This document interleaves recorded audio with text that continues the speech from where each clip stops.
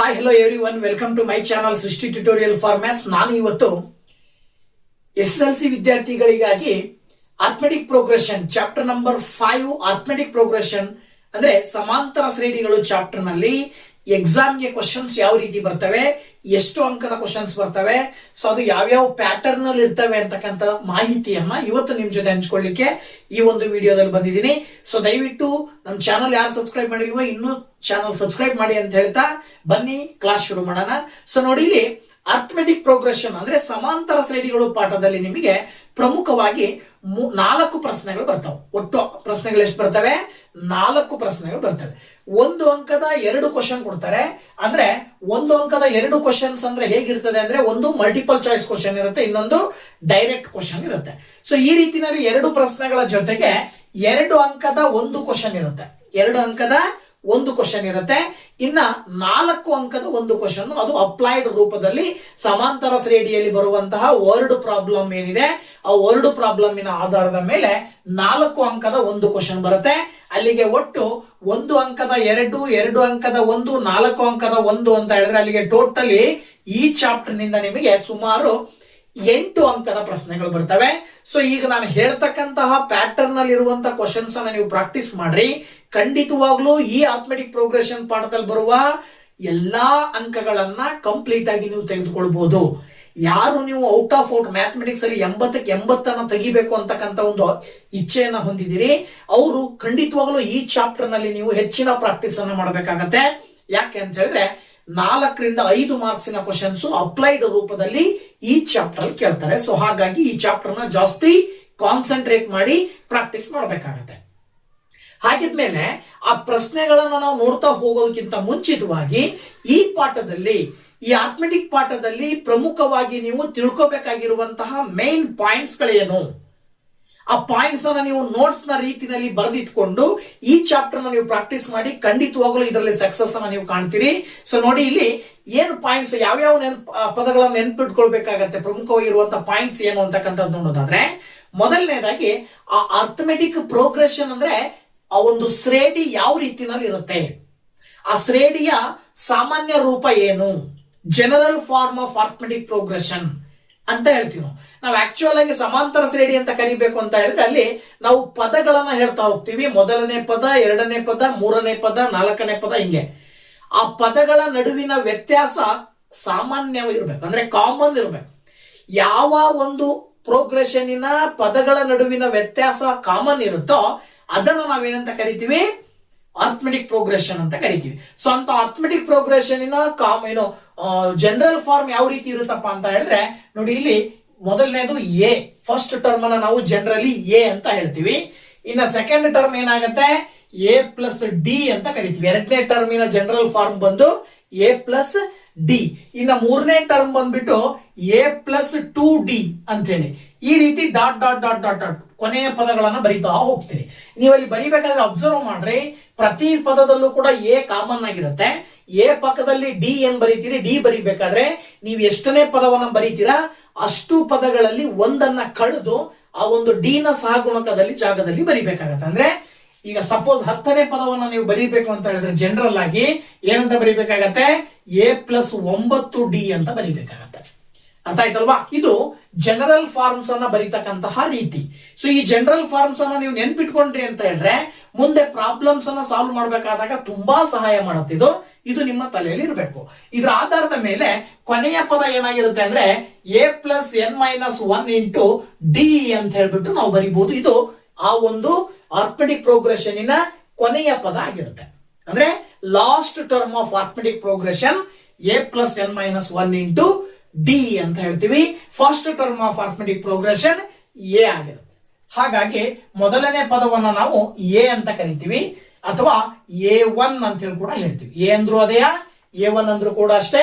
ಅದನ್ನ ನಾವು first term of arithmetic progression ಅಂತ ಕರಿತೀವಿ. ಈಗ ಉದಾಹರಣೆಗೆ 2, 5, 8 ಡಾಟ್ ಡಾಟ್ ಡಾಟ್.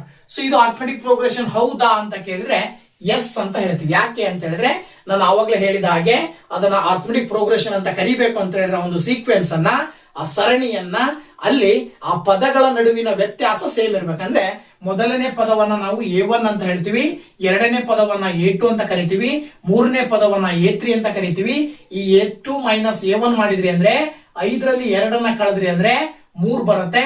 ಅದೇ ರೀತಿ 8ರಲ್ಲಿ 5 ಕಳೆದ್ರು ಕೂಡ 3 ಬರುತ್ತೆ. ಈ ರೀತಿ ಪ್ರತಿ 2 ಪದಗಳ ನಡುವಿನ ವ್ಯತ್ಯಾಸ ಸೇಮ್ ಬಂತು ಅಂತ ಹೇಳಿದ್ರೆ ಅದನ್ನ ನಾವು ಆರ್ಥಮೆಟಿಕ್ ಪ್ರೋಗ್ರೆಷನ್ ಅಲ್ಲಿ ಇದೆ ಅಂತ ಹೇಳ್ತೀವಿ. ಅದರ ಆಧಾರದ ಮೇಲೆ ಆ ಕಾಮನ್ ಆಗಿ ಬರುವಂತ ಟರ್ಮ್ ಅನ್ನ ನಾವಿಲ್ಲಿ ಕಾಮನ್ ಡಿಫರೆನ್ಸ್ ಅಂತ ಕರಿತೀವಿ. ಸಾಮಾನ್ಯ ವ್ಯತ್ಯಾಸ in generally it can be denoted by the symbol D. D ಅನ್ನುವಂತ ಸಿಂಬಲ್ ಅನ್ನ ಬಳಸ್ಬಿಟ್ಟು ಹೇಳ್ತೀವಿ. ಅರ್ಥ ಆಯ್ತಲ್ವಾ? ಇದು ಕಾಮನ್ ಡಿಫರೆನ್ಸ್. ಆದ್ರೆ ಇದನ್ನ ಬಳಸ್ಕೊಂಡು ನೀವು ಸೂತ್ರಗಳನ್ನ ನೆನ್ಪಿಟ್ಕೊಳ್ಬೇಕಾಗತ್ತೆ. ಯಾವ ಸೂತ್ರಗಳನ್ನ ಯಾವ ಸಂದರ್ಭದಲ್ಲಿ ಹಾಕಬೇಕು ಅನ್ನೋದ್ರ ಆಧಾರದ ಮೇಲೆ ನೀವು ಮೊದಲನೇದಾಗಿ ಸೂತ್ರಗಳನ್ನ ಪ್ರಾಕ್ಟೀಸ್ ಮಾಡಿ ಇಟ್ಕೊಳ್ಬೇಕು. ಏನು ಅಂತ ಹೇಳಿದ್ರೆ ಎನ್ ಪದಗಳನ್ನ ಕಂಡುಹಿಡಿಲಿಕ್ಕೆ, ಮೊದಲನೇ ಎನ್ ಪದಗಳನ್ನ ಕಂಡುಹಿಡಿಲಿಕ್ಕೆ ಅಥವಾ ಕೊನೆಯ ಪದವನ್ನ ಕಂಡುಹಿಡಿಲಿಕ್ಕೆ ಅಥವಾ ಏನು ಎನ್ ಪದಗಳ ಸಂಖ್ಯೆಯನ್ನ ಕಂಡುಹಿಡಿಲಿಕ್ಕೆ, ಪದಗಳ ಸಂಖ್ಯೆ ಎಷ್ಟು, ಆ ಒಂದು ಆರ್ಥಮೆಟಿಕ್ ಪ್ರೋಗ್ರೆಷನ್ ಅಲ್ಲಿ ಬರುವ ಪದಗಳ ಸಂಖ್ಯೆ ಎಷ್ಟು, ಅಥವಾ ಏನು ಮೊದಲನೇ ಪದ ಎಷ್ಟು ಅಥವಾ ಸಾಮಾನ್ಯ ವ್ಯತ್ಯಾಸ ಎಷ್ಟು, ಈ ತರದ ಎಲ್ಲವನ್ನೂ ಕೂಡ ಕೇಳಲಿಕ್ಕೆ ಪ್ರಶ್ನೆಗಳು ಬರ್ತವೆ. ಸೊ ಈ ಎಲ್ಲಾ ಪ್ರಶ್ನೆಗಳಿಗೆ ಉತ್ತರ ಸಿಗ್ಬೇಕು ಅಂದ್ರೆ ನಿಮಗೆ n term of an AP ಶ್ರೇಣಿಯ ಸಮಾಂತರ ಶ್ರೇಣಿಯ ಎನ್ನನೇ ಪದವನ್ನು ಕಂಡು ಹಿಡಿಯುವ ಸೂತ್ರ ಬರುತ್ತೆ. ಆ ಸೂತ್ರ ನೆನಪಿರ್ಬೇಕು ನಿಮಗೆ. ಅದನ್ನ n is equal to A plus N minus 1 into D ಅಂತ ಕರಿತೀವಿ. So this is the formula to find out the nth terms of an AP ಅಂತ ಕರಿತೀವಿ. ಅಂದ್ರೆ ಮೊದಲನೇ ಎನ್ ಪದಗಳನ್ನ ಕಂಡು ಹಿಡಿಯುವಂತ ಸೂತ್ರ ಬಂದ್ಬಿಟ್ಟು A plus N minus 1 into D ಅಂತ ಹೇಳಿ. ಇನ್ನ ಈ ಎನ್ನನೇ ಪದಗಳ ಆಧಾರದ ಮೇಲೆ ಮೊದಲ ಎನ್ ಪದಗಳ ಮೊತ್ತ ಕಂಡುಹಿಡಿಯಲಿಕ್ಕೆ ಕೇಳ್ತಾರೆ. ಒಂದು ಸರಣಿಯನ್ನ ಕೊಡ್ತಾರೆ. ಕೊಟ್ಟಿರುವಂತಹ ಸರಣಿ ಆರ್ಥಮೆಟಿಕ್ ಪ್ರೋಗ್ರೆಷನ್ ಅಲ್ಲಿ ಇದೆ ಅಂತ ತಿಳ್ಕೊಂಡು ಆ ಸರಣಿಯಲ್ಲಿ ಬರುವ ಎಲ್ಲಾ ಪದಗಳ ಮೊತ್ತ ಕಂಡು ಹಿಡಿಯಿರಿ. ಮೊದಲ 20 ಪದಗಳ ಮೊತ್ತ ಕಂಡು ಹಿಡಿಯಿರಿ, ಮೊದಲ 50 ಪದಗಳ ಮೊತ್ತ ಕಂಡು ಹಿಡಿಯಿರಿ, ಈ ರೀತಿ ಕೇಳ್ತಾರೆ. ಆ ಪದಗಳ ಮೊತ್ತವನ್ನ ಕಂಡುಹಿಡಿಬೇಕು ಅಂತ ಹೇಳಿದ್ರೆ sum of first nth terms ಅನ್ನ ಕಂಡುಹಿಡಿಯಲಿಕ್ಕೆ, ಮೊದಲ n ಪದಗಳ ಮೊತ್ತವನ್ನ ಕಂಡುಹಿಡಿಯಲಿಕ್ಕೆ ಫಾರ್ಮುಲಾ ಬರುತ್ತೆ. Sn is equal to n/2 into 2a plus n minus 1 into d ಅಂತಕ್ಕಂತಹ ಸೂತ್ರ. ಈ ಸೂತ್ರವನ್ನು ಕೂಡ ನೀವು ಪ್ರಾಕ್ಟೀಸ್ ಮಾಡಿರ್ಬೇಕು, ಜೊತೆಗೆ ನೆನಪಿನಲ್ಲಿ ಇಟ್ಟುಕೊಂಡಿರ್ಬೇಕು. ಇದರ ಜೊತೆಗೆ ನೆಕ್ಸ್ಟ್ ಬಂದ್ಬಿಟ್ಟು ಇದೇ ಎನ್ ಪದಗಳ ಆಧಾರದ ಮೇಲೆ ಮೊದಲನೇ ಪದ ಮತ್ತು ಕೊನೆಯ ಪದವನ್ನ ಕೊಟ್ಟು ಕಾಮನ್ ಡಿಫರೆನ್ಸ್ ಕೊಡದೇನೆ ಮೊತ್ತವನ್ನ ಕಂಡುಹಿಡಿಯಿರಿ ಅಂತ ಹೇಳಿ ಕೆಲವು ಸಂದರ್ಭಗಳಲ್ಲಿ ಕೊಡ್ತಾರೆ. ಆ ಸಂದರ್ಭಗಳಲ್ಲಿ ನೀವು ಮತ್ತೊಂದು ಸೂತ್ರವನ್ನು ಬಳಸ್ತೀರಾ. ಆ ಸೂತ್ರ n/2 into A plus L ಅಂತ ಹೇಳಿ ಸೂತ್ರ ಬರುತ್ತೆ. Sn is equal to n/2 into A plus L ಅನ್ನುವಂತ ಸೂತ್ರ. ಈ ಸೂತ್ರವನ್ನ ಆ ಒಂದು ಸಂದರ್ಭದಲ್ಲಿ ಬಳಕೆ ಮಾಡ್ತೀರಾ. ಯಾವಾಗ? ಮೊದಲನೇ ಪದ ಮತ್ತು ಕೊನೆಯ ಪದವನ್ನ ಕೊಟ್ಟಾಗ.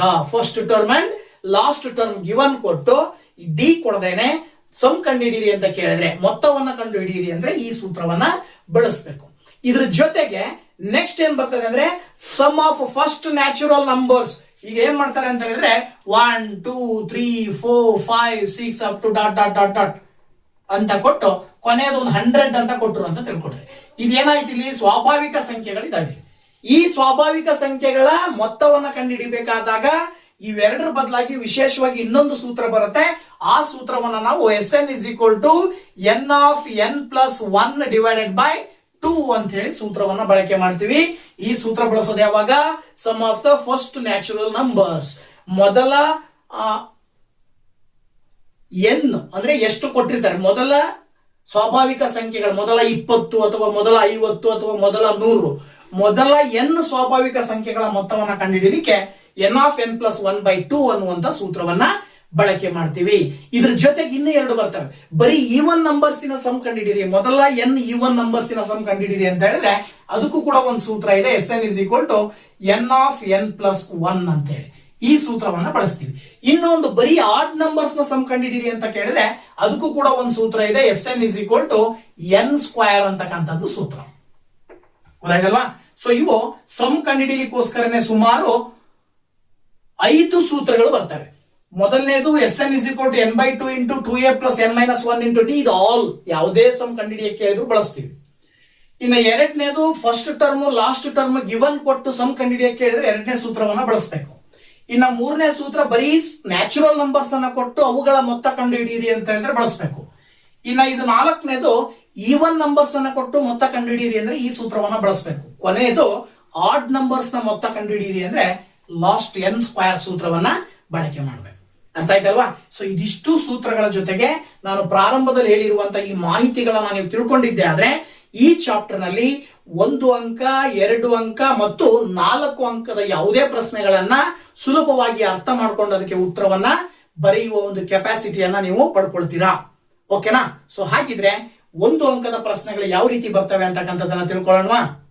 ಓಕೆ, ಮಲ್ಟಿಪಲ್ ಚಾಯ್ಸ್ ಮತ್ತೆ 1 ಅಂಕದ ಕ್ವಶನ್ಸ್ ಯಾವ ರೀತಿ ಬರ್ತವೆ ಅಂತಕ್ಕಂಥದ್ದನ್ನು ನೋಡೋದಾದ್ರೆ ಫಸ್ಟ್ ಕ್ವಶನ್ ಬಂದ್ಬಿಟ್ಟು the arithmetic progression in the following ಅಂತ ಕೊಟ್ಟಿದ್ದಾರೆ. ಕೆಳಗಿನವುಗಳ ಸಮಾಂತರ ಶ್ರೇಣಿಯಲ್ಲಿ ಕೆಳಗೆ ಕೊಟ್ಟಿರುವ ಶ್ರೇಣಿಗಳಲ್ಲಿ ಸಮಾಂತರ ಶ್ರೇಣಿ ಯಾವುದು ಅನ್ನೋದನ್ನ ಕೊಟ್ಟಿದ್ದಾರೆ. ಸೊ ಇದನ್ನ ಕಂಡುಹಿಡಿಬೇಕು ಅಂದ್ರೆ ನೋಡಿ, ಇಲ್ಲಿ ಸಮಾಂತರ ಶ್ರೇಣಿ ಯಾವುದು ಅಂತ ಹೇಳ್ಬೇಕಂದ್ರೆ ನಾನು ಹಿಂದೆ ಪಾಯಿಂಟ್ ಹೇಳಿದ ಹಾಗೆ ಏನಾಗಿರ್ಬೇಕು, 2 ಪದಗಳ ನಡುವಿನ ವ್ಯತ್ಯಾಸ ಸೇಮ್ ಇರಬೇಕು. ಅಂದ್ರೆ ಅದರ ಅರ್ಥ ಏನು, ಈಗ ನೀವು ಸಪೋಸ್ ಇಲ್ಲಿರುವ ಪದಗಳನ್ನ ಒಂದು A1 A2 A3 A4 ಅಂತ ತಗೊಂಡ್ರಿ ಅಂದ್ರೆ A2 ಮೈನಸ್ A1 ಮಾಡಿದ್ರಿ ಅಂದ್ರೆ A2 ಮೈನಸ್ A1 ಮಾಡಿದ್ರಿ ಅಂದ್ರೆ 2 ಮೈನಸ್ 1 ಮಾಡಿದ್ರೆ ಎಷ್ಟು ಬರುತ್ತೆ, 1 ಬರುತ್ತೆ. ಅದೇ ರೀತಿ A3 ಮೈನಸ್ A2 ಮಾಡಿದ್ರಿ ಅಂದ್ರೆ A3 ಮೈನಸ್ A2 ಮಾಡಿದ್ರಿ ಅಂದ್ರೆ 4 ಮೈನಸ್ 2 ಮಾಡ್ತೀರಾ. 4 ಮೈನಸ್ 2 ಮಾಡಿದ್ರೆ ಆಕ್ಚುಲಿ ಏನ್ ಬರುತ್ತೆ, 4 ಮೈನಸ್ 2 ಮಾಡಿದ್ರೆ 2 ಬರುತ್ತೆ. ನೋಡಿ, ಇಲ್ಲಿ 1 ಬಂತು, ಇಲ್ಲಿ 2 ಬಂತು ಅಂದ್ರೆ ಇದು ಅರ್ಥಮೆಟಿಕ್ ಪ್ರೋಗ್ರೆಷನ್ ಅಲ್ಲಿ ಇಲ್ಲ, ಕಾಮನ್ ಡಿಫರೆನ್ಸ್, ಸಾಮಾನ್ಯ ವ್ಯತ್ಯಾಸ ಬರ್ತಾ ಇಲ್ಲ. ಇನ್ನ ಈ ಕಡೆ ನೋಡೋದಾದ್ರೆ A2 ಮೈನಸ್ A1 ಮಾಡಿದ್ರೆ 7 ಮೈನಸ್ 3 ಮಾಡ್ತೀರಾ. 7 ಮೈನಸ್ 3 ಮಾಡಿದ್ರೆ ಏನ್ ಬರುತ್ತೆ, 4 ಬರುತ್ತೆ. ಅದೇ ರೀತಿ 10 ಮೈನಸ್ 7 ಮಾಡಿದ್ರೆ 10 ಮೈನಸ್ 7 ಮಾಡಿದ್ರೆ ಆಕ್ಚುಲಿ 3 ಬರುತ್ತೆ. ಅಂದ್ರೆ ಇಲ್ಲೂ ಕೂಡ ಡಿಫರೆನ್ಸ್ ಸೇಮ್ ಬರ್ತಾ ಇಲ್ಲ. ಹಾಗಿದ್ಮೇಲೆ ಇದನ್ನ ನೋಡಿದ್ರೆ 4 ಮೈನಸ್ 1 ಮಾಡಿದ್ರೆ 3 ಬರುತ್ತೆ, 9 ಮೈನಸ್ 4 ಮಾಡಿದ್ರೆ 5 ಬರುತ್ತೆ. ಇದು ಕೂಡ ಡಿಫರೆನ್ಸ್ ಸೇಮ್ ಬರ್ತಾ ಇಲ್ಲ. ಹಾಗಿದ್ರೆ 4ನೇ ಆಪ್ಷನ್ ಅನ್ನ ನೋಡಿದ್ರೆ 9ರಲ್ಲಿ 5 ಕಳೆದ್ರೆ 4 ಬರುತ್ತೆ, 13ರಲ್ಲಿ 9 ಕಳೆದ್ರೆ 4 ಬರುತ್ತೆ. ಅಂದ್ರೆ ಸೇಮ್ ಬರ್ತಾ ಇದೆ. ಬೇಕಿದ್ರೆ ಟ್ರೈ ಮಾಡ್ಲಿಕ್ಕೆ ಇನ್ನೊಂದು ಪದವನ್ನ ಬಳಕೆ ಮಾಡ್ರಿ, 17ರಲ್ಲಿ 13 ಕಳೆದ್ರು ಕೂಡ 4 ಬರ್ತಾ ಇದೆ ಅಂತ ಹೇಳಿದ್ರೆ ಕಾಮನ್ ಡಿಫರೆನ್ಸ್ ಸೇಮ್ ಬರ್ತಾ ಇದೆ ಅಂದ್ರೆ ನೀವು ಆಪ್ಷನ್ ಡಿ ಅನ್ನ ಉತ್ತರ ಅಂತ ಹೇಳಿ ಬರೀತೀರಾ. ಓಕೆನಾ? ಸೊ ಈ ರೀತಿ ಆಪ್ಷನ್ ಡಿ ಅನ್ನ ಸರಿಯಾದ ಉತ್ತರ ಅಂತ ಹೇಳಿ ಆಯ್ಕೆ ಮಾಡಬೇಕಾಗತ್ತೆ. ಗೊತ್ತಾಯ್ತಲ್ವಾ? ಸೊ ಈ ರೀತಿ ಮಲ್ಟಿಪಲ್ ಚಾಯ್ಸ್ ಗೆ ಕೇಳುವಂತಹ ಸಾಧ್ಯತೆಗಳು ಇರ್ತವೆ. ಸೊ ಇದ್ರ ಕಡೆ ಗಮನ ಇರಲಿ. ಇನ್ನ ನೆಕ್ಸ್ಟ್ ಕ್ವಶನ್ ಬಂದ್ಬಿಟ್ಟು the common difference of the AP 100 93 86 dot dot dot 100 93 86 ಈ ಶ್ರೇಣಿಯ ಸಾಮಾನ್ಯ ವ್ಯತ್ಯಾಸ ಮಲ್ಟಿಪಲ್ ಚಾಯ್ಸ್ಗೂ ಕೇಳ್ಬೋದು, 1 ಅಂಕದ ಕ್ವಶನ್ಗೂ ನೇರವಾಗಿ ಕೇಳ್ಬೋದು. ಸೊ ನಾ ಎರಡಕ್ಕೂ ಅನುಕೂಲ ಆಗಲಿ ಅಂತೇಳಿ ಜಸ್ಟ್ ಹೇಗೆ ಕಂಡುಹಿಡಿಯೋದು ಅನ್ನೋದನ್ನ ಹೇಳ್ತಾ ಇದ್ದೀನಿ ಅಷ್ಟೇ. ನೋಡಿ, ಇಲ್ಲಿ ಕಾಮನ್ ಡಿಫರೆನ್ಸ್ ಅಂದ್ರೆ ಮೇಲ್ಗಡೆ ಹೇಗೆ common difference ಕಂಡುಹಿಡಿದ್ರಿ, A2 minus A1 ಮಾಡಿದ್ರಿ ತಾನೆ. ಸೊ A2 ಮೈನಸ್ A1 ಮಾಡ್ಬಿಟ್ರೆ ನಿಮಗೆ ಕಾಮನ್ ಡಿಫರೆನ್ಸ್ ಸಿಗುತ್ತೆ. A2 ಮೈನಸ್ A1 ಅಂತ ಹೇಳಿದ್ರೆ 93 ಮೈನಸ್ 100. ನೀವು ಇಲ್ಲಿ ಕನ್ಫ್ಯೂಸ್ ಮಾಡ್ಕೊಳ್ಳೋ ಸಾಧ್ಯತೆ ಇರುತ್ತೆ. 93 ಮೈನಸ್ 100 ಮಾಡ್ತೀರಾ, ಆನ್ಸರ್ ಏನೋ 7 ಬರುತ್ತೆ. ಬಟ್ ಅಲ್ಲಿ ನೀವು ಚಿಕ್ಕ ಸಂಖ್ಯೆಯಲ್ಲಿ ದೊಡ್ಡ ಸಂಖ್ಯೆಯನ್ನು ಕಳೆದಿರೋದ್ರಿಂದ ಎರಡನ್ನು ಅಬ್ಸರ್ವ್ ಮಾಡಿದ್ರೆ 100ಗೆ ಮೈನಸ್ ಚಿಹ್ನೆ ಇರೋದ್ರಿಂದ ನೀವು ಕಾಮನ್ ಡಿಫರೆನ್ಸ್ ಅನ್ನ ಬರಿಬೇಕಾದ್ರೆ ಅದ್ರ ಪಕ್ಕದಲ್ಲಿ ಚಿಹ್ನೆ ಮೈನಸ್ ಹಾಕ್ಬೇಕು. ಇದ್ರ ಕಡೆ ಗಮನ ಇರಲಿ. ಸೊ ಅಲ್ಲಿಗೆ ಏನ್ ಬರುತ್ತೆ ಆನ್ಸರ್, -7. ಈ ತರ ನೀವು ಕನ್ಫ್ಯೂಸ್ ಮಾಡ್ಕೊಂಡು ಬರೀ 7 ಬರೀತೀರಿ ಅಂತ ಹೇಳಿ ಕ್ವಶನ್ ಈ ರೀತಿ ರೈಸ್ ಆಗಿರುತ್ತೆ. ಸೊ ಇದ್ರ ಕಡೆಗೆ ಗಮನ ಇರಬೇಕು. ಸೊ ಆನ್ಸರ್ ಏನ್ ಬಂತು, -7. ಇನ್ನು next question, if nth term of an AP an is equal to 3n minus 2 then the 9th term is ಅಂತ ಕೊಟ್ಟಿದ್ದಾರೆ. ಒಂದು ಅರ್ಥಮೆಟಿಕ್ ಪ್ರೋಗ್ರೆಷನ್ ನಲ್ಲಿ ಒಂದು ಪದ ಈ ರೀತಿ ಇರುತ್ತೆ ಅಂತ ಅವರೇ ಕೊಟ್ಬಿಟ್ಟಾರೆ. nth ಟರ್ಮ್ ಹೆಂಗಿರುತ್ತೆ ಅಂದ್ರೆ nನೇ ಪದವು an is equal to 3n minus 2 ಆಗಿದ್ರೆ ಇಲ್ಲಿ 9ನೇ ಪದವನ್ನ ಕಂಡುಹಿಡಿಯಿರಿ. Very simple. 9ನೇ ಪದ ಬೇಕು ಅಂದ್ರೆ n ಇರೋ ಜಾಗದಲ್ಲಿ 9 ಹಾಕ್ರಿ. ನೋಡಿ, ಇಲ್ಲಿ an is equal to 3n minus 2 ಅಂತ ಅವ್ರು ಕೊಟ್ಟಿದ್ದಾರೆ. a9 is equal to 3 into 9 minus 2 ಮಾಡ್ತೀರಾ. ಅಲ್ಲಿಗೆ 3 into 9 ಅಂತ ಹೇಳಿದ್ರೆ 27 ಬರುತ್ತೆ ಆಕ್ಚುಯಲ್ ಆಗಿ. ಈ ಕಡೆ -2 ಇದೆ ಅಂತ ಹೇಳಿದ್ರೆ ಏನ್ ಬಂತ answer, 25 is the 9th term. 9ನೇ ಪದವು 25 ಅಂತೇಳಿ ಆನ್ಸರ್ ಬರುತ್ತೆ. ಓಕೆನಾ? ಓಕೆ, ಇನ್ನು ಯಾವ ರೀತಿ ಬರ್ಬೋದು ಅಂತಕ್ಕಂಥದ್ದು ನೋಡೋದಾದ್ರೆ ನೋಡಿ, ಇಲ್ಲಿ if 6x 14 are in AP then the value of x ಅಂತ ಕೊಟ್ಟಿದ್ದಾರೆ. 6x ಮತ್ತು 14 ಇವುಗಳು ಸಮಾಂತರ ಶ್ರೇಣಿಯಲ್ಲಿದ್ದರೆ x ನ ಬೆಲೆಯನ್ನು ಕಂಡುಹಿಡಿಯಿರಿ. ನೋಡಿ, ಸಮಾಂತರ ಶ್ರೇಣಿಯಲ್ಲಿದ್ದಾವೆ ಅಂದ್ರೆ ಇಲ್ಲಿ ಸಾಮಾನ್ಯ ವ್ಯತ್ಯಾಸ ಸೇಮ್ ಇರುತ್ತೆ. ಸಾಮಾನ್ಯ ವ್ಯತ್ಯಾಸದ ಆಧಾರದ ಮೇಲೆ ಸಾಮಾನ್ಯ ವ್ಯತ್ಯಾಸ ಕಂಡುಹಿಡಿಯಬೇಕಾದ್ರೆ ಏನ್ ಮಾಡ್ತೀರಿ, ಎರಡನೇ ಪದದಲ್ಲಿ ಒಂದನೇ ಪದವನ್ನ ಕಳಿತೀರಿ. ಹಾಗೆ ಮೂರನೇ ಪದದಲ್ಲಿ ಎರಡನೇ ಪದವನ್ನ ಕಳಿತೀರಿ. ಎರಡರೂ ಸಂದರ್ಭದಲ್ಲೂ ಸಾಮಾನ್ಯ ವ್ಯತ್ಯಾಸ ಸೇಮ್ ಬರುತ್ತೆ. ಇದರ ಆಧಾರದ ಮೇಲೆ ಇಲ್ಲಿ ನೀವು ಏನಂತ ತಗೊಳ್ತೀರಾ, A2 minus A1 is equal to A3 minus A2 ಅಂತ ತಗೊಂಡ್ರೆ ಅದರ ಆಧಾರದ ಮೇಲೆ x minus 6 is equal to 14 minus x ಅಂತ ಆಗುತ್ತೆ. ಆಗ x ಅನ್ನ ಈ ಕಡೆ ತಗೊಂಡ್ಬಂದ್ರೆ x ಮೈನಸ್ x ಇದ್ದಿದ್ದು ಈ ಕಡೆ ಬಂದ್ರೆ ಪ್ಲಸ್ x ಆಗುತ್ತೆ. ಇಲ್ಲಿ 14 ಇದೆ, ಮೈನಸ್ 6 ಆ ಕಡೆ ಹೋದ್ರೆ ಪ್ಲಸ್ 6 ಆಯ್ತು. ಇದಾದ್ಮೇಲೆ ನೋಡಿ ಏನಾಗತ್ತೆ, ಇಲ್ಲಿ x ಪ್ಲಸ್ x ಅಂದ್ರೆ 2x ಬರುತ್ತೆ. 14ಕ್ಕೆ 6 ಕೂಡಿದ್ರೆ 20 ಬರುತ್ತೆ. ನೀವು ಸುಲಭವಾಗಿ 2ರಿಂದ 20 ಭಾಗಾಕಾರ ಮಾಡಿ x ನ ಬೆಲೆಯನ್ನ ಹೇಳ್ಬಿಡ್ಬೋದು. ಎಷ್ಟು ಅಂತ ಹೇಳಿ 10. x ನ ಬೆಲೆ 10 ಬರ್ತಾ ಇದೆ. ಸೊ ದಟ್ x ನ ಬೆಲೆ ಕಂಡುಹಿಡಿಯಿರಿ ಅಂತ ಕೇಳಿದರೆ, ಸೊ x ನ ಬೆಲೆ 10 ಅಂತ ಹೇಳಿ ಸುಲಭವಾಗಿ ನೀವು ಹೇಳಬಹುದು. ಇದಾದ ನಂತರ ಇನ್ನೊಂದು question, the nth term of the AP 3, 7, 11, 15 ... is ಅಂತ ಕೊಟ್ಟಿದ್ದಾರೆ. ಅಂದ್ರೆ ಈ ಶ್ರೇಣಿಯ ಎನ್ನನೇ ಪದವನ್ನ ಕಂಡುಹಿಡಿಯಿರಿ. ಸೊ ಎನ್ನನೇ ಪದವನ್ನ ಕಂಡುಹಿಡಿಬೇಕಂದ್ರೆ AN ಫಾರ್ಮುಲಾ ಹಾಕ್ಬೇಕು. AN ಫಾರ್ಮುಲಾ ಹಾಕ್ಬೇಕಂದ್ರೆ AN ಫಾರ್ಮುಲಾದಲ್ಲಿ ಬರುವ ಪದಗಳ ಬೆಲೆಗಳನ್ನ ನೀವು ಕಂಡುಹಿಡ್ಕೊಳ್ಬೇಕು. ನೋಡಿ ಮೊದಲನೇದು ಏನ್ ಬರುತ್ತೆ, A ಬೇಕು. A ಅಂದ್ರೆ ಮೊದಲನೇ ಪದ. ಇನ್ನ D ಬೇಕು. ನಮಗೆ ಗೊತ್ತು D ಬೇಕಂದ್ರೆ ಏನ್ ಮಾಡ್ತೀವಿ, ಎರಡನೇ ಪದದಲ್ಲಿ ಒಂದನೇ ಪದವನ್ನ ಕಳಿತೀವಿ. 7ರಲ್ಲಿ 3 ಕಳೆದ್ರೆ 4 ಬರುತ್ತೆ. ನಿಮಗೆ ಏನ್ ಕಂಡುಹಿಡಿಯಕ್ಕೆ ಕೇಳಿದಾರೆ ಅವರು, ಎನ್ನನೇ ಬೆಲೆ ಕಂಡುಹಿಡಿರಿ ಅಂತ ಹೇಳಿ. So AN is equal to A plus N minus 1 into D ಸೂತ್ರವನ್ನ ಹಾಕ್ತೀರಾ. ಅಲ್ಲಿಗೆ AN is equal to A ಅಂತ ಹೇಳಿದ್ರೆ ಎಷ್ಟು, 3 plus N minus 1 into D ಅಂದ್ರೆ 4. ಸೊ ಇದನ್ನ ಸುಲಭ ರೂಪದಲ್ಲಿ ಬರೆದ್ರೆ ಮುಗಿತು. ನೀವು ನೋಡಿ ಇಲ್ಲಿ 3 plus 4 into N 4N minus 4 into 1 4. ಈಗ 4N ಬರೀತೀರಾ. ಮೈನಸ್ 4ರಲ್ಲಿ 3 ಕಳೆದ್ರೆ ಮೈನಸ್ 1 ಉಳಿತಿದೆ. ಸೊ ನಿಮಗೆ ಉತ್ತರ ಬಂದು ಎನ್ನನೇ ಪದ ಏನಾಗಿರುತ್ತೆ ಅಂದ್ರೆ 4N ಮೈನಸ್ 1 ಅಂತ ಹೇಳಿ ಬರೀಬೇಕು. 4N ಮೈನಸ್ 1 ಅಂತ ಹೇಳಿ ಬರೀಬೇಕಾಗತ್ತೆ. ಅರ್ಥ ಆಯ್ತಲ್ವಾ? ಇನ್ನ next, if A is equal to minus 7, D is equal to 5, A is equal to 12, ಈ ಸಮಾಂತರ ಶ್ರೇಣಿ. ಹಾಗಾದ್ರೆ A12 ನ ಬೆಲೆ ಏನು ಅಂತ ಕೇಳಿದ್ದಾರೆ ಆಕ್ಚುಲಿ ಇಲ್ಲಿ. ಸೊ ಈ ಒಂದು ಸಮಾಂತರ ಶ್ರೇಣಿಯಲ್ಲಿ A ನ ಬೆಲೆ ಮೈನಸ್ 7, D ನ ಬೆಲೆ 5 ಆದರೆ ನೀವು A12 ನ ಬೆಲೆಯನ್ನ ಕಂಡುಹಿಡಿಯಿರಿ ಅಂತ ಕೇಳಿದ್ದಾರೆ. ಸೊ A12ರ ಬೆಲೆ ಕಂಡುಹಿಡಿಬೇಕು ಅಂತ ಹೇಳಿದ್ರೆ ಇದೇ ಸೂತ್ರವನ್ನ ಬಳಕೆ ಮಾಡ್ತೀರಾ. AN is equal to A plus N minus 1 into D ಅಂತ ಸೂತ್ರ.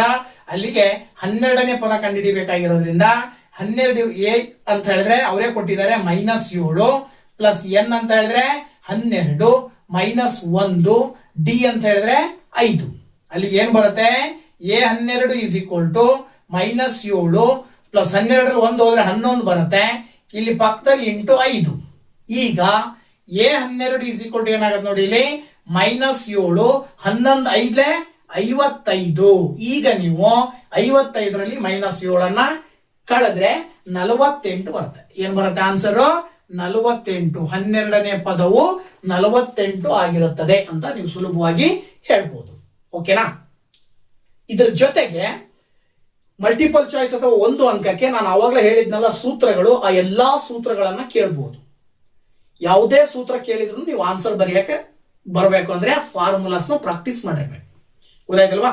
ಸೊ ಇಷ್ಟು ಮಲ್ಟಿಪಲ್ ಚಾಯ್ಸ್ ಅಥವಾ ಒಂದು ಅಂಕದ ಕ್ವಶನ್ಸ್ ಗೆ ಬರ್ತವೆ. ಇನ್ನೂ ಸಾಕಷ್ಟು ಕ್ವಶನ್ಸ್ ರೈಸ್ ಆಗೋ ಸಾಧ್ಯತೆಗಳಿರ್ತವೆ. LBA ನಿಮ್ಮ ಹತ್ರ ಇರುತ್ತೆ, ಮಾಡೆಲ್ ಕ್ವಶನ್ ಪೇಪರ್ ಇದೆ, ಪ್ರೀವಿಯಸ್ ಇಯರ್ಸ್ ಕ್ವಶನ್ ಪೇಪರ್ಸ್ ಇದಾವೆ. ಇವೆಲ್ಲಾ ಪ್ರಶ್ನೆಗಳನ್ನ ಪ್ರಾಕ್ಟೀಸ್ ಮಾಡಿ ಖಂಡಿತವಾಗ್ಲೂ ಈ ಮಲ್ಟಿಪಲ್ ಚಾಯ್ಸ್ ಮತ್ತೆ ಒಂದು ಅಂಕದ ಕ್ವಶನ್ಸ್ ನ ಸುಲಭವಾಗಿ ನೀವು ಆನ್ಸರ್ ಬರೀಬಹುದು. ಇನ್ನ 2 ಅಂಕದ ಪ್ರಶ್ನೆಗಳು ಹೇಗ್ ಬರ್ತವೆ ಅಂತಕ್ಕಂಥದ್ದನ್ನ ನೋಡೋಣಲ್ವಾ? ಓಕೆ, ಈಗ 2 ಅಂಕದ ಕ್ವಶನ್ಸ್ ಹೇಗ್ ಬರ್ತವೆ ಅಂತ ಹೇಳಿದ್ರೆ AN ಸೂತ್ರವನ್ನ ಬಳಸ್ಕೊಂಡು ಲೆಕ್ಕ ಮಾಡ್ತಕ್ಕಂಥವು ಬರ್ತವೆ, ಹಾಗೇನೆ SN ಸೂತ್ರವನ್ನ ಬಳಸ್ಕೊಂಡು ಲೆಕ್ಕ ಮಾಡ್ತಕ್ಕಂಥವು ಬರ್ತವೆ. ಸೊ ನಿಮಗೆ ಅಲ್ಲಿ ಆಕ್ಚುಯಲ್ ಆಗಿ 2 ಆಪ್ಷನ್ ಕೊಟ್ಟಿರ್ತಾರೆ, 2ರಲ್ಲಿ ಒಂದನ್ನು ನೀವು ಚೂಸ್ ಮಾಡಿ ಬರೀಬೇಕಾಗತ್ತೆ. ಅದರ ಆಧಾರದ ಮೇಲೆ ನಾನು ಈಗ ಎಲ್ಲಾ ಕ್ವಶನ್ಸ್ ಹೇಗ್ ಬರ್ತವೆ ಅನ್ನೋದನ್ನ ಕೆಲವೊಂದು ಎಕ್ಸಾಂಪಲ್ ಗಳನ್ನ ನಿಮ್ ಜೊತೆ ಡಿಸ್ಕಷನ್ ಮಾಡ್ತಾ ಇದ್ದೀನಿ. ಸೊ ನೋಡಿ, ಮೊದಲನೇ ಕ್ವಶನ್ ಬಂದ್ಬಿಟ್ಟು find the 26th term of AP 5, 8, 11 ... ಈ ಶ್ರೇಣಿಯ 26ನೇ ಪದ ಕಂಡು ಹಿಡಿಯಿರಿ ಅಂತ ಕೊಟ್ಟಿದ್ದಾರೆ. ಸೊ ಈ ಶ್ರೇಣಿಯ 26ನೇ ಪದ ಕಂಡು ಹಿಡಿಬೇಕು ಅಂತ ಹೇಳಿದ್ರೆ ಯಾವ ಒಂದು ನಿಯಮಗಳನ್ನ ಪಾಲನೆ ಮಾಡಬೇಕು ಅನ್ನೋದನ್ನ ಹೇಳ್ತಾ ಹೋಗ್ತೀನಿ. ಕರೆಕ್ಟ್ ಆಗಿ ನೀವು ಫಾಲೋ ಮಾಡಿ. ನೋಡಿ, ಇಲ್ಲಿ ಮೊದಲು ಶ್ರೇಣಿಯನ್ನ ಬರ್ಕೊಳ್ಬೇಕು. ಇದಾದ ನಂತರ ನೀವು ಸೂತ್ರ ಎನ್ ಕಂಡಿಡಿಯಕ್ಕೆ ಕೇಳಿರೋದ್ರಿಂದ ಎನ್ ಕಂಡಿಡಿಯಕ್ಕೆ ಕೇಳಿರೋದ್ರಿಂದ ಎನ್ ಸೂತ್ರವನ್ನ ಬಳಸ್ತೀರಿ. ಈ ಎನ್ ಸೂತ್ರವನ್ನ ನೀವು ಬರ್ಕೊಂಡ್ರಿ ಅಂದ್ರೆ ಈ ಎನ್ ಸೂತ್ರದಲ್ಲಿ ಬರುವಂತ ಪದಗಳ ಬೆಲೆಗಳನ್ನ ನೀವು ಬರ್ಕೊಳ್ಬೇಕು. ಗಿವನ್ ಅವ್ರು ಏನ್ ಕೊಟ್ಟಿರ್ತಾರ ಅದರ ಆಧಾರದ ಮೇಲೆ. ಸೊ ಎ ಅಂತ ಹೇಳಿದ್ರೆ ಮೊದಲನೇ ಪದ ಗಿವನ್ ಇದೆ, ಮೊದಲನೇ ಪದ 5 ಅಂತ ಬರ್ಕೊಳ್ತೀರಾ. ಇನ್ನ ಡಿ ಅಂತ ಹೇಳಿದ್ರೆ ಡಿ ನ ಕಂಡುಹಿಡಿಯೋದು ನಿಮಗೆ ಗೊತ್ತಿರುತ್ತೆ. ಡಿ ಅಂದ್ರೆ A2 ಮೈನಸ್ A1 ಮಾಡ್ತೀರಾ, ಅಂದ್ರೆ ಅಲ್ಲಿಗೆ 8 ಮೈನಸ್ 5 ಮಾಡಿದ್ರೆ ಏನ್ ಬರುತ್ತೆ 3 ಬರುತ್ತೆ, ದಟ್ ಈಸ್ ಡಿ. ಇನ್ನ ನೀವು ಎನ್ 26ನೇ ಪದ ಅಂತ ಕೇಳಿರೋದ್ರಿಂದಾಗಿ ಎನ್ ಇರೋ ಜಾಗದಲ್ಲಿ 26 ಅಂತ ಬರ್ಕೊಳ್ತೀರಾ. ಈಗ ನೀವು ಎನ್ ಸೂತ್ರವನ್ನ ಹಾಕಿದ್ರೆ A26 is equal to A ಅಂತ ಹೇಳಿದ್ರೆ 5 ಪ್ಲಸ್ ಎನ್ ಅಂತ ಹೇಳಿದ್ರೆ 26 ಮೈನಸ್ 1 ಇಂಟು ಡಿ ಅಂತ ಹೇಳಿದ್ರೆ 3. ಅಲ್ಲಿಗೆ A26 is equal to 5 plus 26ರಲ್ಲಿ ಒಂದನ್ನ ಕಳೆದ್ರೆ 25 ಬರುತ್ತೆ, ಇಂಟು 3 ಮಾಡಬೇಕು. ಈಗ ನಿಮಗೆ ಡೈರೆಕ್ಟ್ ಆಗಿ 5 ಪ್ಲಸ್ 25 ಮತ್ತೆ 3 ಗುಣಾಕಾರ ಮಾಡ್ರಿ 75 ಬರುತ್ತೆ. ದೆನ್ 75ಕ್ಕೆ 5 ಕೂಡಿದ್ರಿ ಅಂದ್ರೆ ನೀವು 80 ಬರುತ್ತೆ. ಈ 80 ಅನ್ನೋದು 26ನೇ ಪದ. 26ನೇ ಪದ ಎಷ್ಟು ಅಂತ ಕೇಳಿದರೆ 26ನೇ ಪದ 80 ಬರ್ತಾ ಇದೆ. ಇಷ್ಟು ಬರೆದ್ರೆ ನಿಮಗೆ 2 ಅಂಕಗಳು ಸಿಗ್ತವೆ. ಓಕೆನಾ?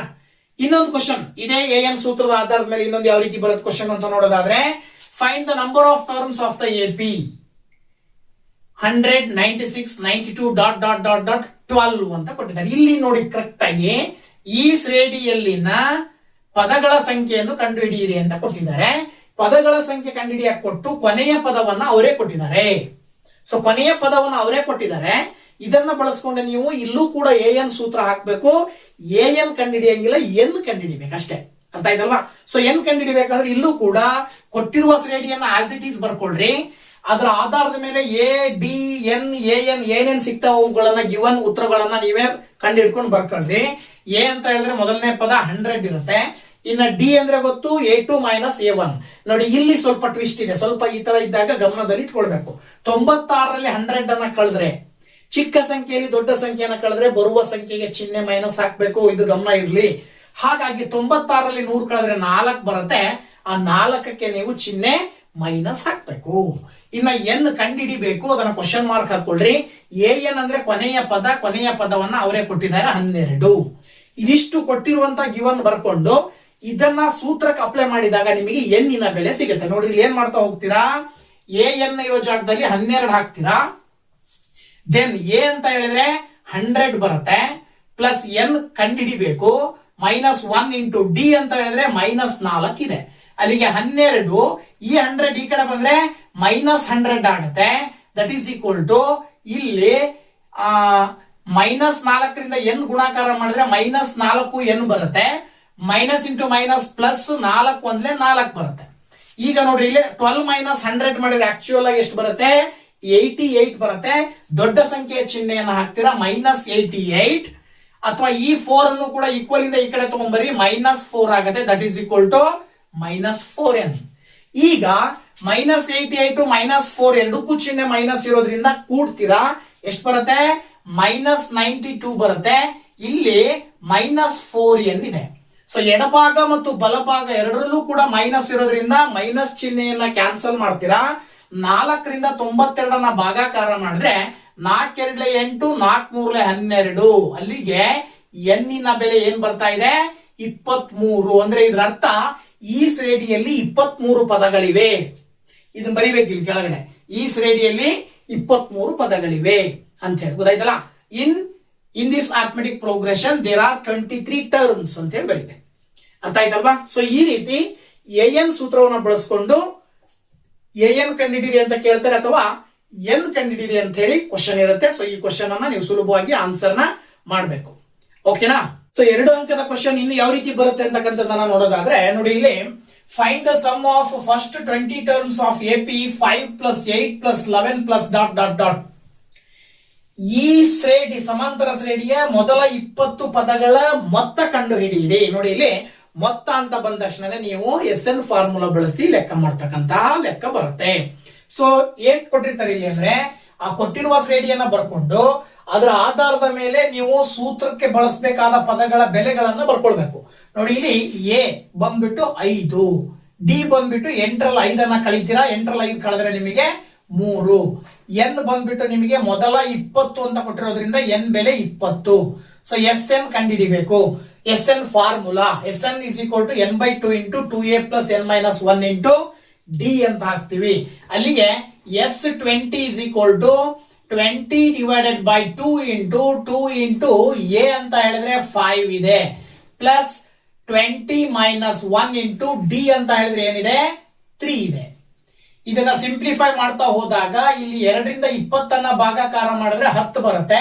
2 5 10, 20ರಲ್ಲಿ 1 ಹೋದ್ರೆ 19 ಇಂಟು 3 ಗುಣಾಕಾರ ಮಾಡ್ಬೇಕೀಗ. ಅಲ್ಲಿಗೆ S 20 is equal to 10 into 10 plus 19 into 3 ಗುಣಾಕಾರ ಮಾಡಿದ್ರೆ ಎಷ್ಟು ಬರುತ್ತೆ 57 ಬರುತ್ತೆ. ಓಕೆನಾ.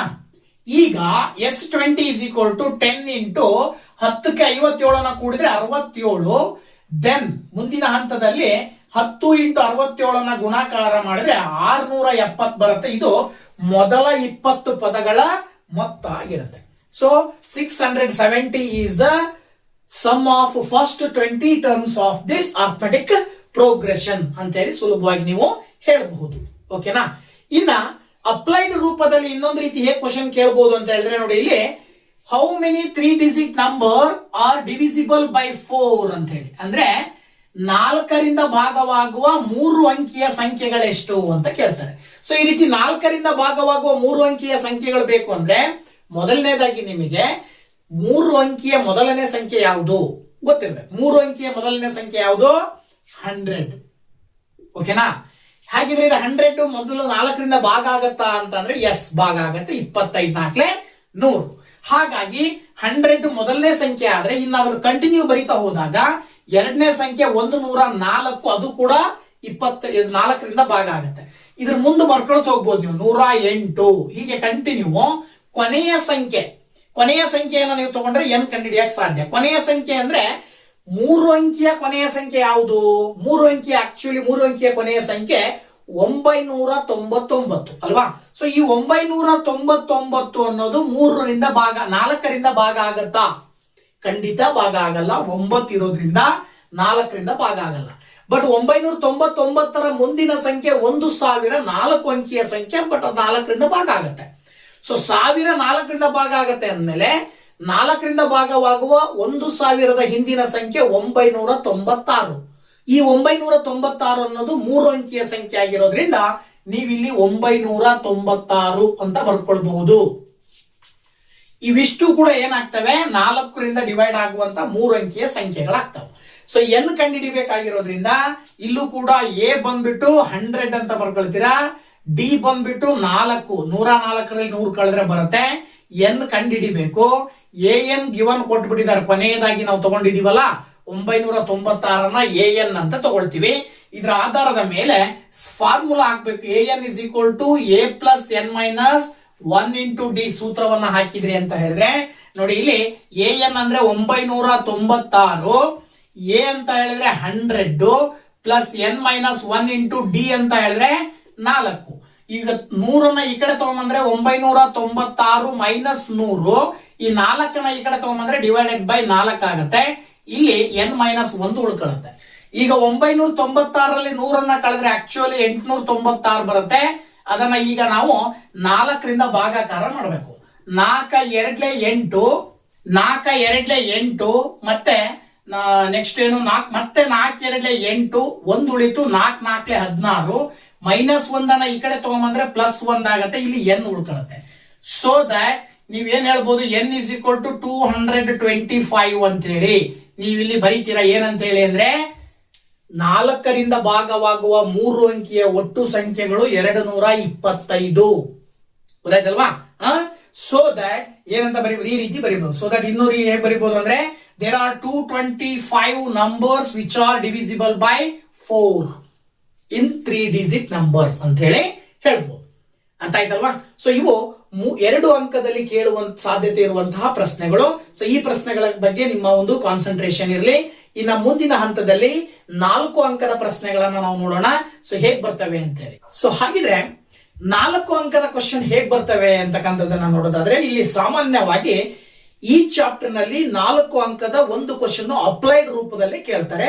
ಅಂದ್ರೆ ನೀವು ಪ್ರಾಕ್ಟೀಸ್ ಮಾಡಿರ್ತಕ್ಕಂಥ ಕ್ವಶನ್ ಪೇಪರ್ ಅಥವಾ ಪ್ರೀವಿಯಸ್ ಇಯರ್ ಮಾಡಲ್ ಪೇಪರ್ ಜೊತೆಗೆ ಎಕ್ಸಸೈಸ್ ಅಲ್ಲಿ ಇರುವ ಕ್ವಶನ್ಸ್ ಗಳನ್ನ ಅಷ್ಟೇ ಅಲ್ಲದೆ ಬೇರೆ ನಮ್ಮ ದಿನನಿತ್ಯ ಜೀವನದ ಯಾವುದಾದ್ರೂ ಒಂದು ಘಟನೆಯ ಆಧಾರವನ್ನ ಇಟ್ಕೊಂಡು ಕ್ವಶನ್ ಕೇಳೋ ಸಾಧ್ಯತೆ ಇರುತ್ತೆ. ಹಾಗಾಗಿ ನೀವು ಹೆಚ್ಚಿನ ಪ್ರಮಾಣದಲ್ಲಿ ಕ್ವಶನ್ಸ್ ಅನ್ನ ಕಲೆಕ್ಟ್ ಮಾಡಿ ಕ್ವಶನ್ಸ್ ಅನ್ನ ಪ್ರಾಕ್ಟೀಸ್ ಮಾಡಿದ್ರೆ ಅನುಕೂಲ. ಓಕೆನಾ? ಸೊ ನಾನು ಇಲ್ಲಿ ಈ ಒಂದು ವಿಡಿಯೋದಲ್ಲಿ ಒಂದೆರಡು ವಿಡಿಯೋಸ್ ಅನ್ನ ನಾನು ಒಂದೆರಡು ಕ್ವಶನ್ ಅನ್ನ ಈ ಒಂದು ವಿಡಿಯೋದಲ್ಲಿ ನಿಮ್ ಜೊತೆ ಡಿಸ್ಕಷನ್ ಮಾಡ್ತೀನಿ. ಬೇಕಿದ್ರೆ 4 ಅಂಕದ ಕ್ವಶನ್ಸ್ ಅನ್ನ ಮಾತ್ರ ಸಪರೇಟ್ ಆಗಿ ಒಂದು ವಿಡಿಯೋ ಮಾಡಿ ಬಿಡ್ತೀನಿ. ಸೊ ಅವಾಗ ನಿಮಗೆ ಹೆಲ್ಪ್ ಆಗತ್ತೆ ಅಂತ ಹೇಳ್ತಾ, ಈಗ ನೋಡಿ ಇಲ್ಲಿ ಮೊದಲನೇ ಕ್ವಶನ್ ಯಾವ ರೀತಿ ಇದೆ ಅಂತ ಹೇಳಿದ್ರೆ, in an AP the first term is 22, nth term is -11 and the sum of the first n terms is 66. Find the number of terms of the progression and common difference ಅಂತ ಕೊಟ್ಟಿದ್ದಾರೆ. ಅಂದ್ರೆ ಅಲ್ಲಿ ನಿಮಗೆ ಏನ್ ಕೇಳಿದ್ದಾರೆ, ಒಂದು ಸಮಾಂತರ ಶ್ರೇಣಿಯಲ್ಲಿ ಮೊದಲನೇ ಪದವನ್ನ ಕೊಟ್ಟಿದ್ದಾರೆ. ಮೊದಲನೇ ಪದ 22. ಹಾಗೇನೆ ಮತ್ತೇನ್ ಕೇಳಿದ್ದಾರೆ, ಎನ್ನನೇ ಪದ ಕೊಟ್ಟಿದ್ದಾರೆ, ಅಂದ್ರೆ ಕೊನೆಯ ಪದ ಅಂತ ಅರ್ಥ. ಅಲ್ಲಿಗೆ ಕೊನೆಯ ಪದ ಕೊಟ್ಟಿದ್ದಾರೆ -11. ಜೊತೆಗೆ ಮೊದಲ n ಪದಗಳ ಮೊತ್ತ ಕೊಟ್ಟಿದ್ದಾರೆ 66. ಹಾಗಿದ್ಮೇಲೆ ನೀವು ಈ ಶ್ರೇಣಿಯಲ್ಲಿರುವ ಪದಗಳ ಸಂಖ್ಯೆ ಎಷ್ಟು ಮತ್ತು ಅದರಲ್ಲಿ ಬರುವಂತ ಸಾಮಾನ್ಯ ವ್ಯತ್ಯಾಸ ಎಷ್ಟು ಅನ್ನೋದನ್ನ ಕಂಡುಹಿಡಿಬೇಕು. ಗೊತ್ತಾಯ್ತಲ್ವಾ? ಸೊ ಹಾಗಿದ್ಮೇಲೆ ಇಲ್ಲಿ ನಿಮಗೆ 2 ಕಂಡುಹಿಡಿಯಕ್ಕೆ ಕೇಳಿದ್ದಾರೆ. ಒಂದು n ಕಂಡುಹಿಡಿಬೇಕು, ಇನ್ನೊಂದು ಕಾಮನ್ ಡಿಫರೆನ್ಸ್ ಸಾಮಾನ್ಯ ವ್ಯತ್ಯಾಸ ಕಂಡುಹಿಡಿಬೇಕು. ಸೊ n ಕಂಡುಹಿಡಿಬೇಕು ಅಂತ ಹೇಳಿದ್ರೆ ನೀವು ಇಲ್ಲಿ ಗಿವನ್ ಏನೇನು ಕೊಟ್ಟಿದ್ದಾರೆ ಅಂತಕ್ಕಂಥದನ್ನ ನೋಡ್ತಾ ಹೋದಾಗ ನೋಡಿ, ಇಲ್ಲಿ ಮೊದಲನೇ ಪದವನ್ನ ಕೊಟ್ಟಿದ್ದಾರೆ, ಅದನ್ನ ನೀವು ಬರ್ಕೊಳ್ತೀರಾ 22. ಅದಾದ ನಂತರ nth ಟರ್ಮ್ an ಕೊಟ್ಟಿದ್ದಾರೆ. an ಅಂತ ಹೇಳಿದ್ರೆ ಲಾಸ್ಟ್ ಟರ್ಮ್ ಅಂತ ಕೂಡ ಕರಿತೀವಿ. ಹಾಗಾಗಿ l is equal to -11 ಅಂತ ತಗೊಂಡ್ರೆ, ಇನ್ನ sum of first n terms ಮೊದಲ n ಪದಗಳ ಮೊತ್ತ ಕೊಟ್ಟಿದ್ದಾರೆ ಎಷ್ಟು, 66. ಇದಿಷ್ಟನ್ನ ಬಳಸ್ಕೊಂಡು ನಾವು ಸೂತ್ರಕ್ಕೆ ಹಾಕ್ಬೇಕು ಅಂದ್ರೆ ನಮಗೆ ಸಮ್ ಕಂಡುಹಿಡಿಯುವ ಸೂತ್ರಗಳಲ್ಲಿ ಎರಡನೇದು ಬರುತ್ತೆ. ಮೊದಲನೇ ಪದ ಮತ್ತು ಕೊನೆಯ ಪದವನ್ನ ಕೊಟ್ಟಾಗ ಈ ಸೂತ್ರವನ್ನು ಬಳಸ್ತೀವಿ. Sn is equal to n/2 into a plus l ಅಂತಕ್ಕಂಥ ಸೂತ್ರ. ಆ ಒಂದು ಸೂತ್ರವನ್ನ ಬಳಕೆ ಮಾಡೋದಾದ್ರೆ Sn ಇರೋ ಜಾಗದಲ್ಲಿ 66 ಹಾಕ್ರಿ. ಹಾಗೇನೆ n ಫೈಂಡ್ ಔಟ್ ಮಾಡ್ಬೇಕಾಗಿರೋದ್ರಿಂದ ಹಾಗೆ ಬರ್ಕೊಂಡು a ಅಂತ ಹೇಳಿದ್ರೆ ಇಲ್ಲಿ 22 ಇದೆ. 22 ಪ್ಲಸ್ l ಅಂತ ಹೇಳಿದ್ರೆ -11. ಈಗ 66 ಈ 2 ಈಕ್ವಲ್ ಇಂದ ಈ ಕಡೆ ಬಂದ್ರೆ ಇಂಟು 2 ಆಗತ್ತೆ. ಇಲ್ಲಿ n ಅಂತ ಬರೀತೀರಾ. 22ಕ್ಕೆ 11 ಅನ್ನ ಕೂಡಿದ್ರೆ ಆಕ್ಚುಲಿ ನಿಮಗೆ 33 ಬರುತ್ತೆ. ಓಕೆನಾ? ಸೊ ಇಲ್ಲಿ -11 ಅಲ್ವಾ? ಸೊ ಇಲ್ಲಿ -11 ಇರೋದ್ರಿಂದ -11 ಅಂತ ತಗೊಂಡ್ರೆ ಆಕ್ಚುಲಿ ಏನಾಗುತ್ತೆ, ಇಲ್ಲಿ 22ರಲ್ಲಿ ಪ್ಲಸ್ ಇಂಟು ಮೈನಸ್ ಮಾಡಿದ್ರೆ ಮೈನಸ್ ಬರುತ್ತೆ. ಸೊ 22ರಲ್ಲಿ 11 ಅನ್ನ ಕಳಿಬೇಕಾಗತ್ತೆ. ಕಳೆದ್ರೆ ನಿಮಗೆ 11 ಉಳ್ಕೊಳ್ಳುತ್ತೆ. ಆ 11 ಈಕ್ವಲ್ ಇಂದ ಈ ಕಡೆ ತಗೊಂಡ್ ಬಂದ್ರಿ ಅಂತ ಹೇಳಿದ್ರೆ ನೀವು ಡಿವೈಡೆಡ್ ಬೈ 11 ಮಾಡ್ತೀರಾ. ಇಲ್ಲಿ n ಮಾತ್ರ ಉಳ್ಕೊಳ್ಳುತ್ತೆ. ಈಗ 11ರಿಂದ 66ನ ಭಾಗಾಕಾರ ಮಾಡಿದ್ರೆ 11 6 66 ಬರುತ್ತೆ. ಆಕ್ಚುಯಲ್ ಆಗಿ 6 ಇಂಟು 2ನ ಗುಣಾಕಾರ ಮಾಡಿದ್ರೆ 12 ಬರುತ್ತೆ. ಸೊ ಅದರ ಅರ್ಥ ಏನು ಅಂದ್ರೆ ಆ ಒಂದು ಸಮಾಂತರ ಶ್ರೇಣಿಯಲ್ಲಿ ಸುಮಾರು 12 ಪದಗಳಿದಾವೆ ಅಂತ ಅರ್ಥ. ಈಗ ಒಂದು ಕಂಡುಹಿಡಿದ್ವಿ ನಾವು, ಪದಗಳ ಸಂಖ್ಯೆ ಕಂಡುಹಿಡಿಯಕ್ಕೆ ಕೇಳಿದ್ರು. ಸೊ ನಂಬರ್ ಆಫ್ ಟರ್ಮ್ಸ್ ಅನ್ನ ಕಂಡುಹಿಡಿದಿದೀವಿ. ಈಗ ನೀವು ಕಂಡುಹಿಡಿಬೇಕಾಗಿರೋದು ಸಾಮಾನ್ಯ ವ್ಯತ್ಯಾಸ ಅಂದ್ರೆ ಕಾಮನ್ ಡಿಫರೆನ್ಸ್ ಅನ್ನ ಕಂಡುಹಿಡಿಬೇಕು. ಕಾಮನ್ ಡಿಫರೆನ್ಸ್ ಅನ್ನ ಕಂಡುಹಿಡಿಬೇಕು ಅಂದ್ರೆ ಈ ಒಂದು ಕೊಟ್ಟಿರುವಂತಹ ಡಾಟಾವನ್ನ ಬಳಸಿಕೊಂಡು an ಸೂತ್ರವನ್ನ ಹಾಕಬೇಕು. So an is equal to a plus n minus 1 into d ಸೂತ್ರ ಹಾಕಿದ್ರೆ ಈಗ ಈ ಬೆಲೆಗಳನ್ನ ಅಲ್ಲಿ ಹಾಕ್ತಾ ಹೋದಾಗ an ಅಂತ ಹೇಳಿದ್ರೆ ಎಷ್ಟು, -11. a ಅಂತ ಹೇಳಿದ್ರೆ 22 ಪ್ಲಸ್ n-1 ಅಂತ ಹೇಳಿದ್ರೆ n ಅಂದ್ರೆ 12 ಇದೆ. -1 ಇಂಟು ಡಿ ಅಂತ ಹೇಳಿದ್ರೆ ನೀವು ಡಿ ಫೈಂಡ್ ಔಟ್ ಮಾಡ್ಬೇಕು. ಹಾಗೆ ಬರ್ಕೊಳ್ತೀರಾ. ನೆಕ್ಸ್ಟ್ ಇಲ್ಲಿ -11 22 ಈ ಕಡೆ ತಗೊಂಡ್ಬಂದ್ರೆ -22 12ರಲ್ಲಿ 1 ಹೋದ್ರೆ 11 ಡಿ ಅಂತ ಬರೀತೀರಾ. -11 -22 ಕೂಡಿದ್ರೆ -33 ಬರುತ್ತೆ. That is equal to 11 D. So 11ರಿಂದ 33 ಭಾಗಾಕಾರ ಮಾಡಿದ್ರೆ -3 ಬರುತ್ತೆ. ಅದರ ಅರ್ಥ common difference is equal to -3 ಅಂತ. ಸೊ n ಕಂಡುಹಿಡಿಯಕ್ಕೆ ಕೇಳಿದ್ರು 12 ಬಂತು. ಕಾಮನ್ ಡಿಫರೆನ್ಸ್ ಕಂಡುಹಿಡಿಯಕ್ಕೆ ಕೇಳಿದ್ರು -3 ಬಂತು. ಸುಲಭವಾಗಿ ಆನ್ಸರ್ ನ ಹೇಳ್ಬೋದು. ಓಕೆನಾ? 4 ಅಂಕದ ಇನ್ನೊಂದು ಕ್ವಶನ್ ಅನ್ನ ನೋಡೋದಾದ್ರೆ, the 7th term of an AP is 4 times its second term and the 12th term is 2 more than thrice its 4th term. Find the progression. Question ನೋಡಿದಾಗ ಸ್ವಲ್ಪ ಕ್ಲಿಷ್ಟಕರ ಅನ್ಸುತ್ತೆ, ಆದ್ರೆ ಅದನ್ನ ಕ್ಲಿಯರ್ ಆಗಿ ಅರ್ಥ ಮಾಡ್ಕೊಳ್ಳಿ. ಕ್ವಶನ್ ಏನ್ ಹೇಳುತ್ತೆ ಅಂದ್ರೆ, ಒಂದು ಶ್ರೇಣಿ ಇದೆ, ಆ ಶ್ರೇಣಿಯಲ್ಲಿ 7ನೇ ಪದವು 2ನೇ ಪದದ 4ರಷ್ಟಿದೆ. ಗೊತ್ತಾಯ್ತಲ್ಲ? ಅದಾದ ನಂತರ 12ನೇ ಪದವು 4ನೇ ಪದದ 3ರಷ್ಟಕ್ಕಿಂತ 2 ಹೆಚ್ಚಾಗಿದೆ. ಹಾಗಾದರೆ ಆ ಶ್ರೇಣಿಯನ್ನು ಕಂಡುಹಿಡಿಯಿರಿ ಅಂತ ಕೊಟ್ಟಿದ್ದಾರೆ. ಇದರ ಆಧಾರದ ಮೇಲೆ ಕೊಟ್ಟಿರುವಂತಹ ಒಂದು ಸಮಸ್ಯೆಯನ್ನ ಕ್ಲಿಯರ್ ಆಗಿ ನಾವು ಅರ್ಥ ಮಾಡಿಕೊಂಡು ಅಲ್ಲೇ ಕೊಟ್ಟಿರುವುದರ ಆಧಾರದ ಮೇಲೆ ನಮಗೆ 2 ಈಕ್ವೇಶನ್ ಬರ್ತವೆ. ಆ 2 ಈಕ್ವೇಶನ್ ಫಾರ್ಮೇಶನ್ ಮಾಡಿಕೊಂಡು 2 ಈಕ್ವೇಶನ್ ಅನ್ನ ಎಲಿಮಿನೇಷನ್ ಮೆಥಡ್ ಅಥವಾ ವರ್ಜಿಸುವ ವಿಧಾನದ ಮೂಲಕನೇ ನೀವು ಸುಲಭವಾಗಿ ಆನ್ಸರ್ ಹೇಳ್ಬಿಡ್ಬಹುದು. ಸೊ ನೋಡ್ತಾ ಹೋಗೋಣ ಏನ್ ಮಾಡ್ಬೋದು ಇಲ್ಲಿ ಅಂದ್ರೆ, ನೋಡಿ ಅಲ್ಲೇ ಹೇಳಿರುವ ಪ್ರಕಾರ 7ನೇ ಪದವು A7 ಅನ್ನೋದು 2ನೇ ಪದದ 4ರಷ್ಟಿರುತ್ತೆ ಅಂತ ಕೊಟ್ಟಿದ್ದಾರೆ. ಅದ್ರ ಪ್ರಕಾರ ನಾನು ಈ ರಿಲೇಷನ್ ಅನ್ನು ಬರ್ಕೊಂಡಿದ್ದೀನಿ. ಹಾಗೇನೆ 12ನೇ ಪದ ಏನಾಗಿರುತ್ತಂತೆ, 12ನೇ ಪದವು 4ನೇ ಪದದ 3ರಷ್ಟಕ್ಕಿಂತ ಥ್ರೈಸ್ ಅಂದ್ರೆ 3ರಷ್ಟಕ್ಕಿಂತ 2 ಜಾಸ್ತಿ ಅಂದ್ರೆ +2 ಅಂತ ಬರ್ಕೊಳ್ಬೇಕು. ಇದಾದ ನಂತರ A7 ಅಂದ್ರೆ ಜನರಲ್ ಫಾರ್ಮ್ ನಿಮಗೆ ಗೊತ್ತಿರುತ್ತೆ, A+6D ಅಂತ ತಗೊಳ್ತೀವಿ. 4 ಇಂಟು A+D ಅಂತ ಬರ್ಕೊಳ್ತೀರಾ. ಅಲ್ಲಿಗೆ A+6D ಇಸ್ ಈಕ್ವಲ್ ಟು 4ರಿಂದ ಮಲ್ಟಿಪ್ಲೈ ಮಾಡಿದ್ರೆ 4A + 4D ಬರುತ್ತೆ. ಈಗ ನೀವು ಏನು ಆ ಕಡೆ ಕಳಿಸಿದ್ರೆ 4A - A ಆಗುತ್ತೆ. ಇಲ್ಲಿ +4D ಇದೆ, ಈ +6D ಆ ಕಡೆ ಹೋದ್ರೆ -6D ಆಗತ್ತೆ. ದಟ್ ಈಸ್ ಈಕ್ವಲ್ ಟು 0 ಅಂತ ಬರ್ಕೊಳ್ಬಹುದು. 4ರಲ್ಲಿ A ಕಳೆದ್ರೆ 3A ಉಳಿತು. ಇಲ್ಲಿ 6ರಲ್ಲಿ 4ಅನ್ನ ಕಳೆದ್ರೆ ನಿಮಗೆ 2D ಉಳಿತು. ದಟ್ ಈಸ್ ಈಕ್ವಲ್ ಟು 0 ಅಂತ ತಗೊಳ್ತೀರಾ. ಸೊ ಇದನ್ನ ಈಕ್ವೇಶನ್ ನಂಬರ್ 1 ಅಂತ ತಗೊಳ್ರಿ. ಇದಾದ ನಂತರ ಇಲ್ಲಿ A12 ಅಂತ ಹೇಳಿದ್ರೆ A+11D ಅಂತ ಹೇಳ್ತೀರಾ. ಹಾಗೇನೆ 3 ಇಂಟು A4 ಅಂತ ಹೇಳಿದ್ರೆ A+3D ಆಗತ್ತೆ. ಇದಕ್ಕೆ +2 ನ ಆಡ್ ಮಾಡಬೇಕು. ಅಲ್ಲಿಗೆ A+11D is equal to 3 into A 3A +3 3s 9D +2 ಆಗತ್ತೆ. ಇಲ್ಲೂ ಅಷ್ಟೇನೆ 3A ಆ ಕಡೆ ಕಳಿಸಿದ್ರೆ -A, ಇಲ್ಲಿ +9D ಇದೆ, +11D ಆ ಕಡೆ ಕಳಿಸಿದ್ರೆ -11D ಆಗತ್ತೆ. ಇಲ್ಲಿ +2 ಇದೆ, ಈಕ್ವಲ್ ಟು 0 ಅಂತ ತಗೊಳ್ರಿ. 3ರಲ್ಲಿ 1ಅನ್ನ ಕಳೆದ್ರೆ 2A ಉಳಿತದೆ. 11ರಲ್ಲಿ 9ಅನ್ನ ಕಳೆದ್ರೆ 2D ಉಳಿತದೆ. ಈ 2 ನ ಆ ಕಡೆ ಕಳಿಸಿದ್ರೆ -2 ಆಗತ್ತೆ. ಇದನ್ನ ಈಕ್ವೇಶನ್ ನಂಬರ್ 2 ಅಂತ ತಗೊಂಡ್ರಿ. ಈಗ ನೀವೇನ್ ಮಾಡಬಹುದು, ಸಬ್ಟ್ರಾಕ್ಟ್ ಈಕ್ವೇಶನ್ 2 ಫ್ರಮ್ 1 ಅಂತ ತಗೊಂಡ್ರೆ 2ಅನ್ನ 1ರಿಂದ ಕಳೆದಾಗ ನೋಡಿ ಇಲ್ಲಿ ಮೊದಲನೇದಾಗಿ 3A - 2D is equal to 0 ಅಂತ ತಗೊಳ್ರಿ. ಅದ್ರ ಕೆಳಗಡೆ 2A - 2D is equal to -2 ಅಂತ ತಗೊಂಡ್ರೆ, ಈಗ ನೀವು ಕಳಿತಾ ಇದ್ದೀರಿ ಅಂದಾಗ ಕೆಳಗಡೆ ಸಮೀಕರಣದಲ್ಲಿ ಇರುವಂತಹ ಎಲ್ಲಾ ಚಿಹ್ನೆಗಳು ಚೇಂಜ್ ಆಗ್ತವೆ. ಪ್ಲಸ್ ಇರೋ ಮೈನಸ್ ಆಗ್ತವೆ, ಮೈನಸ್ ಇರೋ ಪ್ಲಸ್ ಆಗ್ತವೆ. ಈಗ ನೀವು ಸುಲಭವಾಗಿ 2D ಕ್ಯಾನ್ಸಲ್ ಮಾಡಿದ್ರೆ 3ರಲ್ಲಿ 2ಅನ್ನ ಕಳೆದ್ರೆ A ಉಳಿತದೆ. A ನ ಬೆಲೆ ಬಂದ್ಬಿಟ್ಟು 2 ಬರುತ್ತೆ. ಈ A ನ ಬೆಲೆಯನ್ನ ನೀವೇನ್ ಮಾಡ್ತೀರಾ, substitute the value of A in equation number 1 ಅಂದ್ರೆ A ನ ಬೆಲೆಯನ್ನು 1ರಲ್ಲಿ ಹಾಕಿದಾಗ, ಸಮೀಕರಣ 1ರಲ್ಲಿ ಹಾಕಿದಾಗ ನೋಡಿ, ಸಮೀಕರಣ 1 ಏನಿದೆ ಇಲ್ಲಿ 3A - 2D is equal to 0 ಇದೆಯಲ್ವಾ. ಸೊ A ಇರೋ ಜಾಗದಲ್ಲಿ 2 ಹಾಕಿದ್ರೆ -2D is equal to 0. 3 into 2 ಮಾಡಿದ್ರೆ 6 ಬರುತ್ತೆ, ಇಸ್ ಈಕ್ವಲ್ ಟು 0.